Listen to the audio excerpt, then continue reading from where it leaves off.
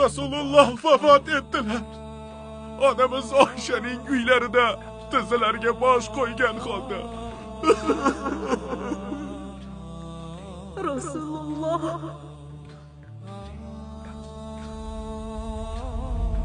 Kimda kim Muhammad o'ldi desa, qilichim bilan uni qatl qilaman. Kimda kim Muhammadga ibodat qilgan bo'lsa, bilingki, u o'ldi.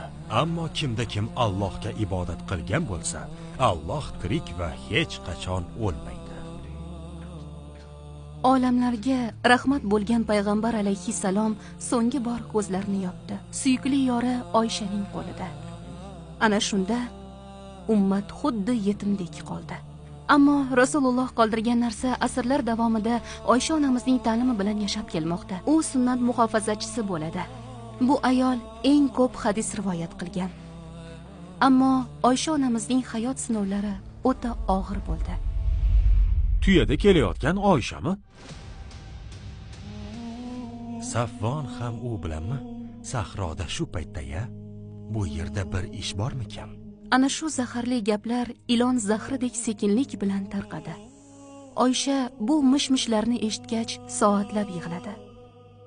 Ammo Allohning o'zi uning pokligini oyatlari bilan e'tirof etdi. Bu mo'minlarning onasi haqidagi hikoya. Rasululloh uning pushti yuzlari sabab mehr bilan Humayro deb ataganlar. Shuningdek, uni jannatdagi ayolim deganlar. Onamiz Oysha roziyallohu anha hikoyasi.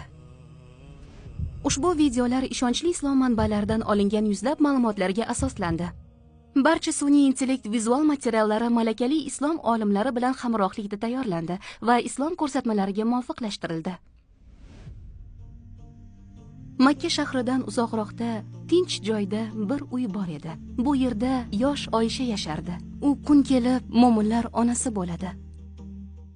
Uning otasi Abu Bakr Siddiq sahobalarning eng sodig'i hamda juda ham mehribon onasi Ummu Ruman. Uy ukalari Abdulloh, Abdurrahmon va Asmoning sho'x ovozlari bilan to'lib toshgan edi. Oysha mana shunday mehribon oilada katta bo'ldi. Yillar juda ham tez o'tdi. Oysha o'smir yoshiga yetdi. O'ziga aytilgan gaplarga diqqat bilan quloq solar edi. Eshitganini umuman esidan chiqarmasdi. Mana shu o'tkir xotira uning kun kelib yetakchi hadis rivoyatchilaridan bo'lishiga sabab bo'ldi. Na Oysha va na oilasi buni bilmasdi, ammo taqdir uni mana shu muborak yo'lga yaqinlashtirayotgan edi. Ummatning onasi bo'lish yo'li.